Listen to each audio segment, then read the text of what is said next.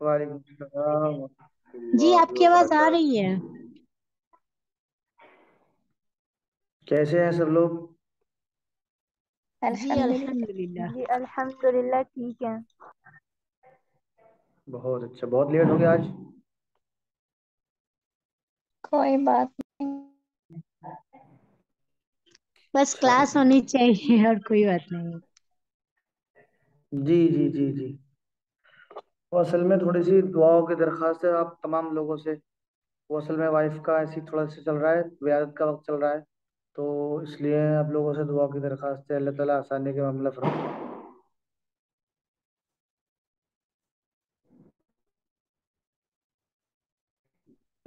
जी हम जरूर दुआ करेंगे उनके लिए। जी जी जी, अल्लाह की दुआ कबूल फरमाए। आमीन। तो आज सबक कौन सा है हमारा? 12। कल क्या पढ़ा था हम लोगों ने जुमरात में? जी जी आपने आपने हमें खुफ़ैन के पेपर बारे में मसी के पढ़ाया था। बारे में बताया था। हाँ आपने खुफ़ैन के बारे में पढ़ाया था, चमड़े के मूजों पर मसा के अहकाम और मसाइल। जी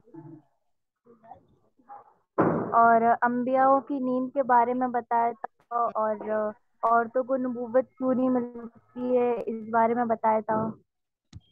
नुकसान की दुआ। चलिए, बिस्मिल्लाहिर्रहमानिर्रहीम।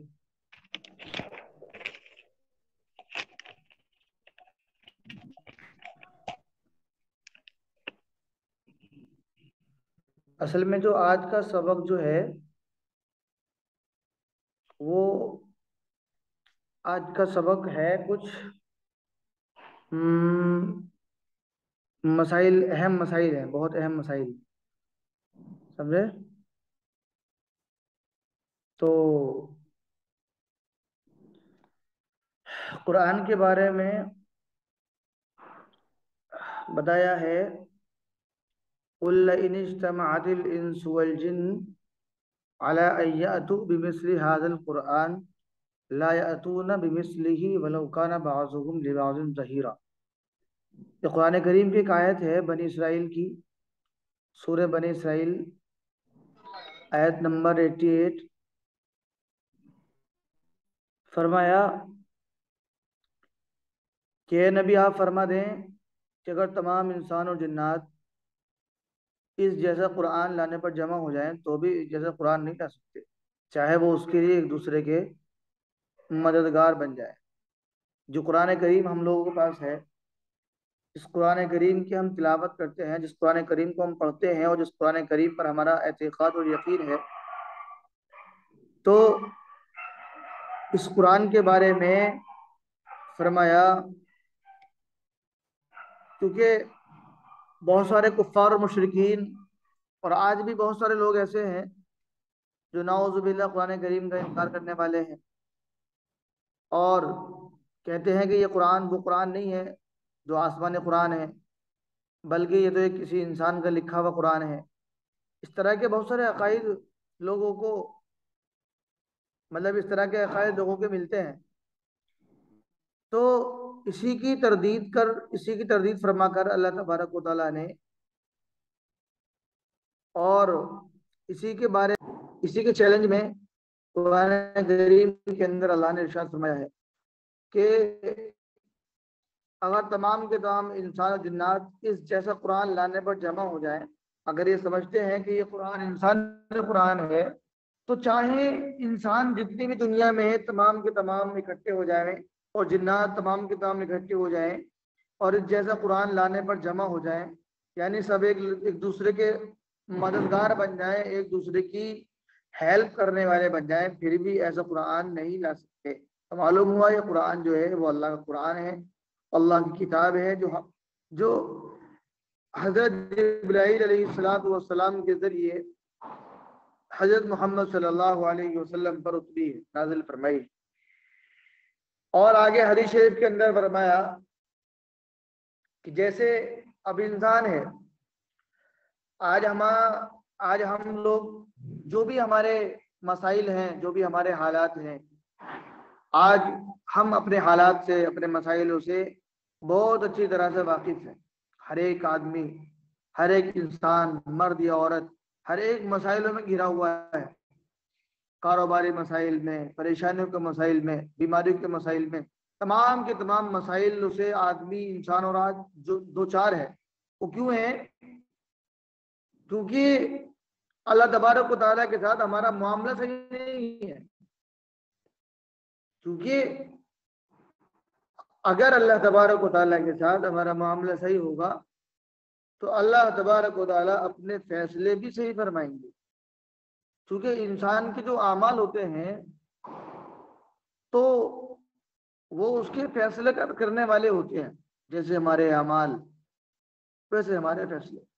अगर हमने अल्लाह तबारक व तआला की फर्माबरदारी की, जमीन पर रहकर अल्लाह की नाफरमानी नहीं की, फर्माबरदारी की, तो अल्लाह तबारक व तआला हमारे ऊपर हालात ऐसे ही पैदा फरमाएंगे, हालात को साजगार अल्लाह ताला बनाएंगे।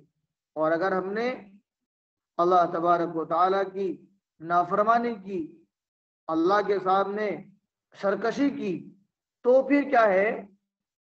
तो फिर अल्लाह तबारक व तआला के मामलात, अल्लाह ताला के फैसले भी ऐसे ही होंगे।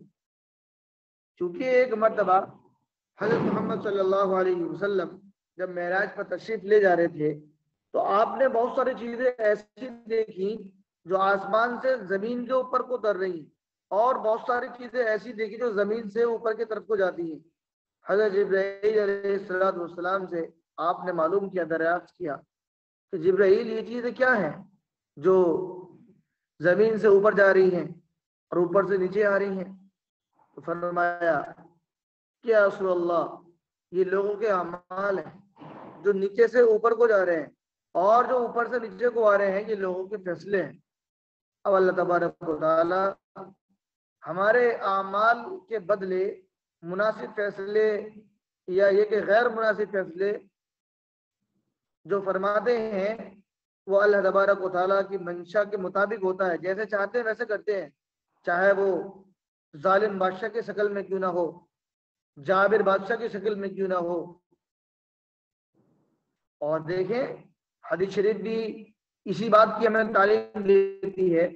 रसूलुल्लाह सल्लल्लाहु अलैहि वसल्लम ने फरमाया, जैसे तुम होगे, यानी जैसे तुम्हारे अमाल होंगे वैसे ही तुम्हारे हुक्मरान लाए जाएंगे। अब हुक्मरान कैसे हैं हमारे? आप और हम बखूबी अच्छे से जानते हैं कि हमारे हुक्मरान कैसे हैं। और अल्लाह तबारक व तआला ने जो इन जैसे हुक्मरान को नाजिल फरमाया है तो वो हमारे ऊपर जो मुसल्लत फरमाया है वो हमारी बदआमालियों की बुनियाद पर, और जिस बुनियादी काम के लिए, जिस बुनियादी मेहनत के लिए अल्लाह तबारक व तआला ने हमें दुनिया के अंदर पैदा फरमाया, हमने उस काम को और उस मेहनत को छोड़ दिया, जिसके बदले अल्लाह तबारक व तआला ने हमारे ऊपर जालिम बादशाह को मुसल्लत फरमा दी। क्योंकि हदीस शरीफ के अंदर आप अलैहिस्सलाम ने फरमाया कि तुम नेक काम को हुक्म करते रहो, बुराई से रोकते रहो, यानी अमर बिल मारूफ और नहीं अनिल मुनकर करते रहो।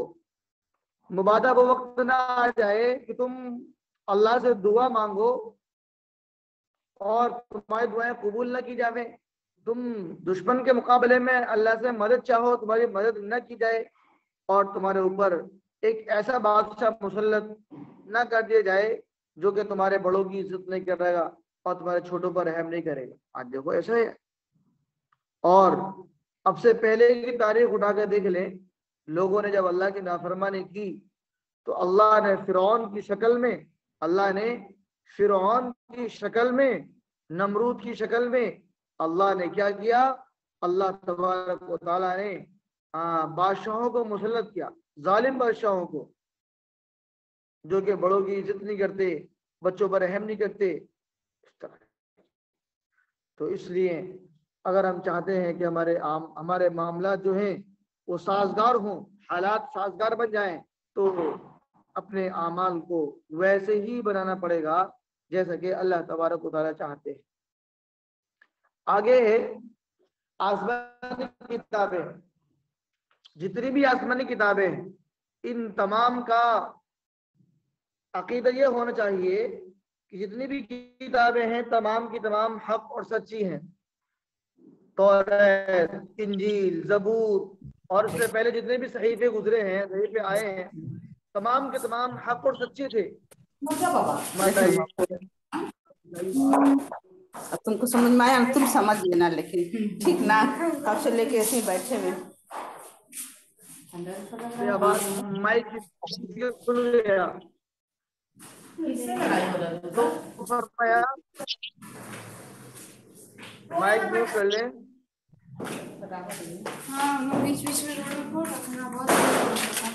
हाँ गलत तो है ये, तब सब पटाखा।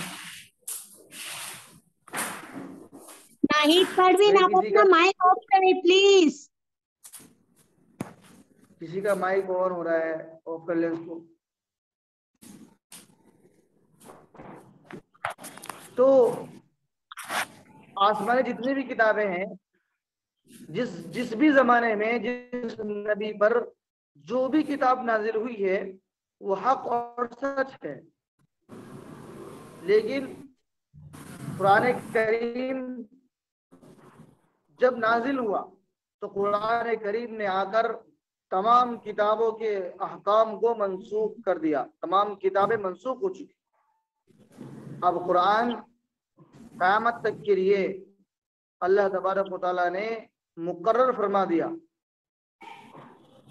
और क़यामत तक कोई दूसरी किताब नाजिल नहीं होगी, कोई दूसरा नबी नहीं आएगा, कोई दूसरी शरीयत नहीं आएगी।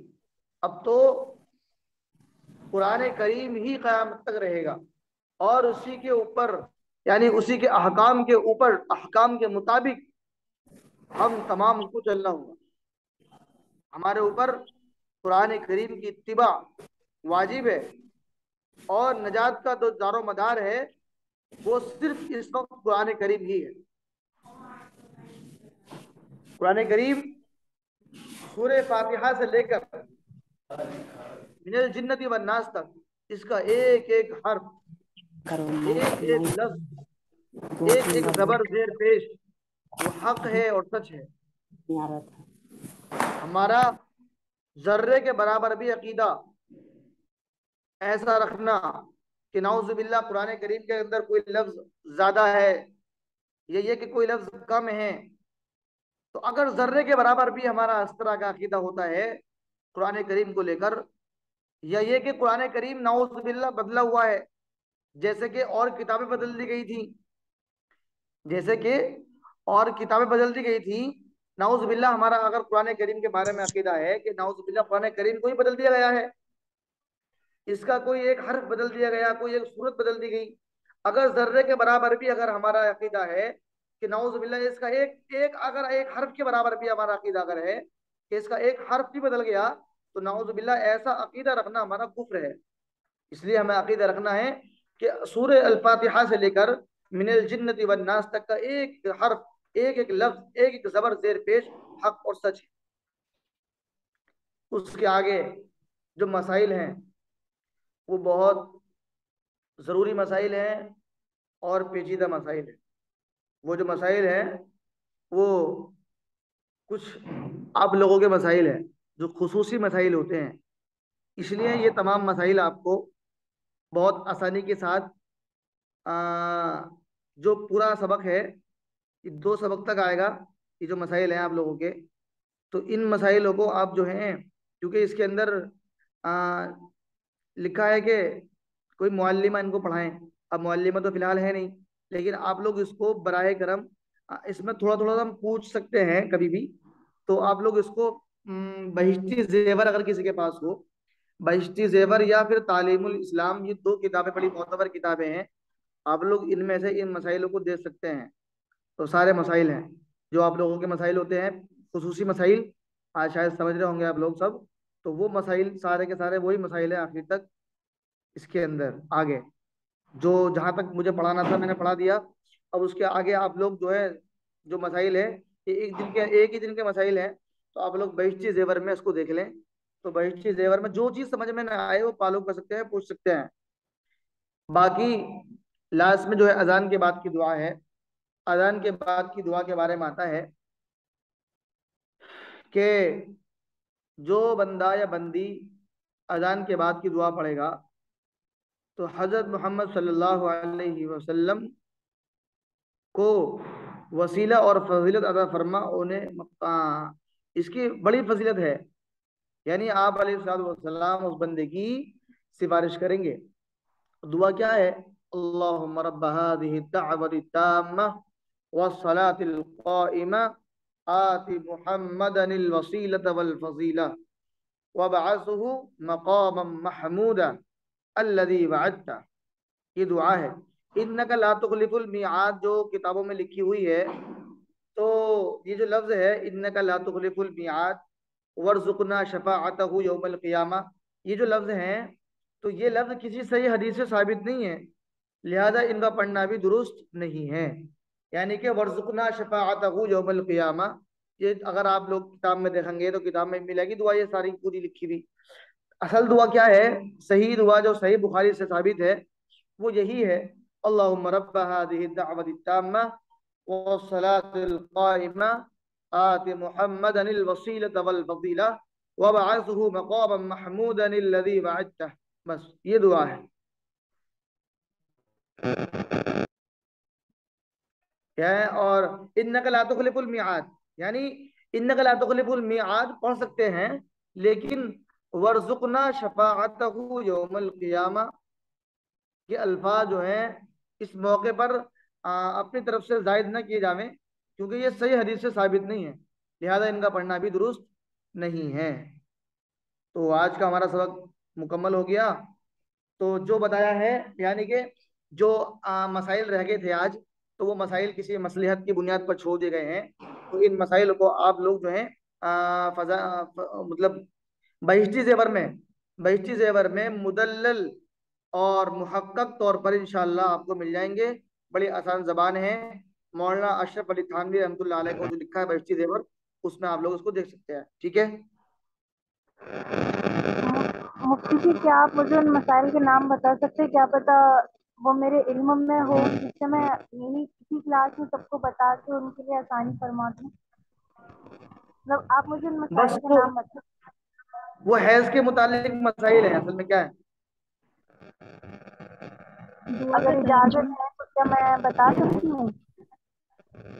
आप लोग इससे कर लें, मैं ये कॉल कनेक्ट कर देता हूँ, उसके बाद में आप लोग बता दें इनको हैज के मसाइल जो भी हैं, हैज की मुद्दत, उसकी इब्तिदा, उस और इस्तिहादा के बारे में, इस्तिहादा, हैज और निफास, ये सारे मसाइल हैं आज बता दें आप। अगर आप अगर आपकी इजाजत हो तो मैं इन लोगों को बता देती हूँ, क्योंकि मुझे हाँ इसके बारे हाँ में बता पता है। सकती है, बता दें अगर आपको मालूम है तो बता सकती हैं। ठीक है। जी। ठीक, सलाम वालेकुम।